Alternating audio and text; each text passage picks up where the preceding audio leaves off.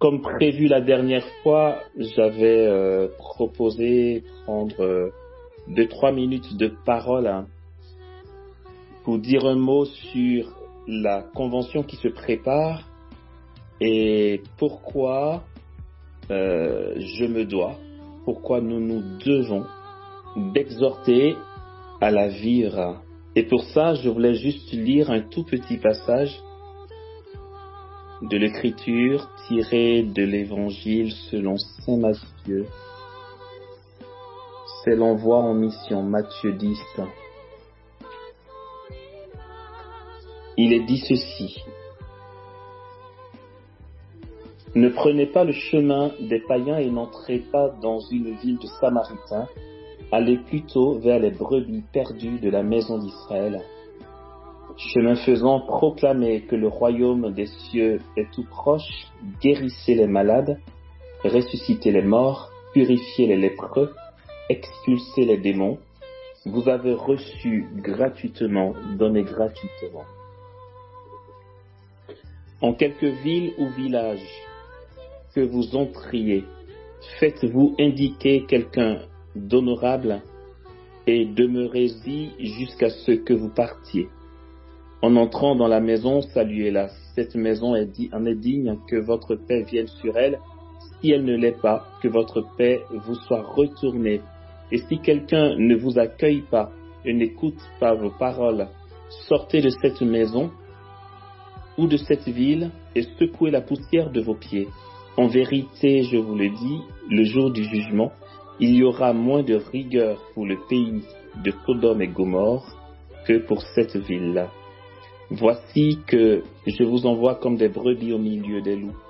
Montrez-vous donc prudents comme les serpents et candides comme les colombes. Amen. Alors une convention se prépare et c'est très beau. Dans une logique, peut-être que tous ceux qui nous suivent sont déjà en route vers la convention, se sont inscrits, ont l'intention de s'inscrire. On est dans du marketing et là, je fais mon marketeur sans scrupule. La raison en est simple. Vous savez quoi? En fait, dans notre charte d'école de prière et de ce qui est marqué aussi statutairement au CEDAL, bon, ça c'est les mots techniques, c'est le secrétariat exécutif diocésain de l'apostolat des laïcs. La raison d'être des équipes d'école de prière est de disposer des espaces de formation pour que nos frères et sœurs chrétiens acquièrent une autonomie spirituelle et grandissent dans la vie d'union à Dieu. On a commencé par des écoles de prière. Il y en a beaucoup moins aujourd'hui, mais on va remédier à la chose. Ce n'est pas plus une tare que pour moi quelque chose que Dieu a permis. C'est que nous sommes passés de de la théorie, de beaucoup de théorie à de la pratique. Et là-dessus, franchement, de penser à mes frères et sœurs d'école de prière et de toute la famille école de prière, je veux dire, bien sûr, vous, les Je veux voir Dieu, je ne peux pas ne pas être ému, édifié et fier.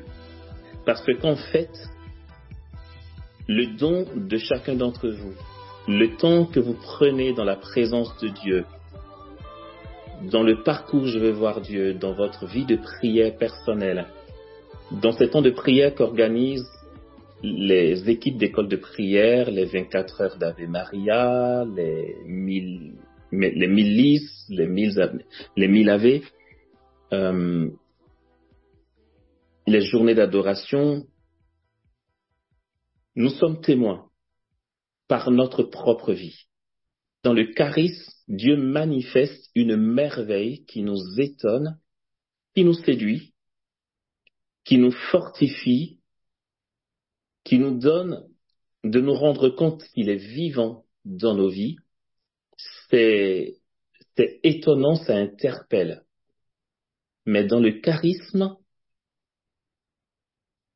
Dieu ne se donne pas comme il se donne lui-même dans le sacrement. Et il faut bien les charismes pour que l'Église témoigne de sa foi et ramène à Dieu les cœurs qui sont encore loin du royaume. Là-dessus, Dieu nous bénit et Dieu bénit toute l'Église à travers le renouveau charismatique. Et il y a de bons prédicateurs, il y a des rassemblements d'évangélisation, il y a des prédications dans la puissance du Saint-Esprit, il y a l'agir de Dieu qui atteste sa parole, nous en sommes servis. On en a besoin. Et si nous avons à cœur de disposer des espaces pour que nos frères et sœurs, pour que nous tous d'ailleurs, nous grandissions dans la vie d'union à Dieu, c'est qu'à un moment, parfois,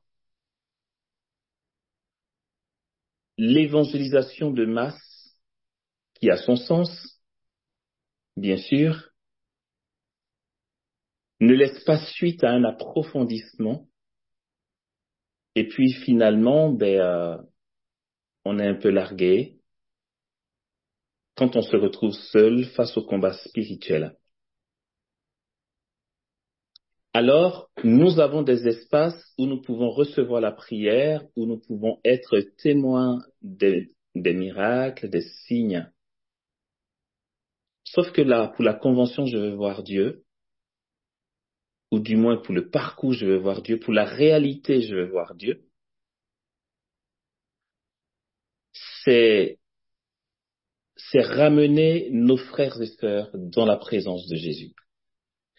Si je suis parti du texte de Matthieu, visiblement, ça n'a rien à voir avec la convention.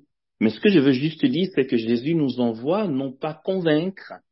Jésus ne nous demande pas de convaincre. Et on n'a pas à faire notre business. La convention Je veux voir Dieu n'appartient à personne qu'à Jésus. Le but est vraiment que nous tous, nous prenions conscience de l'importance du cœur à cœur et de la croissance dans la vie d'union à Dieu. Et si je me permets aujourd'hui d'exhorter, c'est par charité. Parce que de toute façon, vous savez quoi? On aurait eu du monde à la convention qui viendrait donner des sous. J'aurais dit, j'ai intérêt à faire un appel pour qu'il y ait du monde. Je vous assure, côté intérêt personnel, c'est loin d'être le cas. Les équipes d'école de prière n'ont pas d'intérêt personnel à exhorter à venir à la convention. Il se trouve que nous expérimentons quelque chose de très beau. Depuis que le parcours Je veux voir Dieu a commencé, nous avons de beaux témoignages Nous savons les fruits que porte la demeure en Dieu dans l'adoration. Nous voyons les merveilles que cela produit. Aussi, nous lançons un appel pour qu'il y ait le plus de personnes possible qui viennent faire l'expérience de la demeure en Dieu. Et ça vaut le coup. Et pour ça, je suis marketeur et j'assume. Si tu t'es inscrit, gloire à Dieu. Si tu n'es pas inscrit et que tu penses t'inscrire, ne tarde pas trop. Si tu n'as pas l'intention de t'inscrire, je t'exhorte à t'inscrire et je ne vais pas te convaincre parce que je sais que nous t'invitons à venir à la rencontre de Jésus. Tu sais, quand tu vas arriver, on va te poser devant le Saint-Sacrement et ça sera toi et lui, tu vois. Ce qui est cool dans l'affaire de la convention et du parcours Je veux voir Dieu, c'est que, tu vois, c'est vrai, on est tous des ambassadeurs du Christ, comme Paul le dit, des témoins de Jésus, mais là, pour le coup, on te prend, quel que soit ton degré de spiritualité, quel que soit ton état intérieur, quelle que soit ta fragilité psychologique, peu importe, on te prend, on te pose devant Jésus, on te dit adore-le. Ok? Ouais, mais tu sais, Amos, j'ai adoré, j'ai rien vu. Ça ne me regarde pas, tu vois. Parle à Jésus. Tu as adoré, tu n'as rien vu, ben alors, euh, il a un plan pour toi que tu ne maîtrises pas, c'est tout. Mais je ne vais pas répondre à sa place. Et si tu viens t'asseoir en la présence de Jésus et que tu en ressors en disant, écoute, ça ne vaut pas le coup parce qu'en fait j'ai adoré, j'ai rien constaté de spectaculaire, j'ai rien vu d'époustouflant, ben c'est là où l'enseignement du Père Thibaut tombe à pic, c'est qu'en fait, tu vois, là on est dans le cadre du sacrement, du très saint sacrement. Dieu agit en toi dans le secret, dans l'efficacité parce qu'il se donne. Mais en fait, personne viendra te dire, ouais, écoute, Jésus t'a pas béni parce que si, parce que ça. C'est entre Jésus et toi. En fait, notre travail, c'est de te poser dans la présence de Jésus et et que tu entres dans l'intimité avec lui. Le reste ne nous regarde pas. C'est pourquoi c'est notre devoir d'en parler. C'est notre devoir de faire entendre. Comme on dit en communication, on ne peut apprécier que quelque chose qu'on a vu. Ok?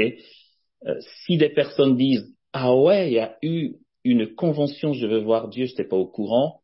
Là, pour le coup, on aura bugué à notre niveau. Notre rôle, pour Jésus et pour sa gloire et pour le bien de tous, est d'en parler, est d'exhorter, sans chercher à convaincre, sans insister. Je veux dire, à la convention, si on se retrouve à 15, on fera avec 15 et on se réjouira dans la présence de Dieu. Mais je m'arrête là en disant que c'est un devoir pour nous. Donc pour nous qui sommes déjà inscrits, parlons-en. Parlons à notre entourage, à nos frères, à nos sœurs, pour que, en fait, vraiment c'est mes derniers mots, pour qu'on vienne faire une expérience qui va se propager. Au cas où certains ne le comprendraient pas spécialement ou ne le sauraient pas, dans les équipes d'école de prière, nous sommes très peu et nous ne faisons pas de recrutement. Je suis désolé de te l'apprendre. Pourtant, nous avons soif que tu découvres l'importance du cœur à cœur et que tu partes le vivre dans ton milieu de vie, ni vu ni connu. Je veux dire, on ne te demandera rien, on ne te demandera pas de compte, tu disparais. Quelle joie ce serait si un Chinois passe par là, découvre l'importance de l'adoration et donne à toute la Chine de vivre des temps, des 24 heures, des journées, des nuits d'adoration. C'est tout le témoignage que nous voulons rendre. C'est la graine que nous jetons en terre pour la gloire de Jésus. Le cardinal Robert Sarah, lorsque nous étions avec lui, nous a bien insisté pour que nous réalisions qu'aujourd'hui, plus que jamais, l'Église a besoin de silence et de contemplation. On n'a pas à dialoguer avec le monde, on a à annoncer et à passer notre chemin. Qu'importe ce qui est dit de l'Église, toutes les accusations. Il nous disait qu'en fait, on veut trop plaire au monde et on se fourvoie par conséquent.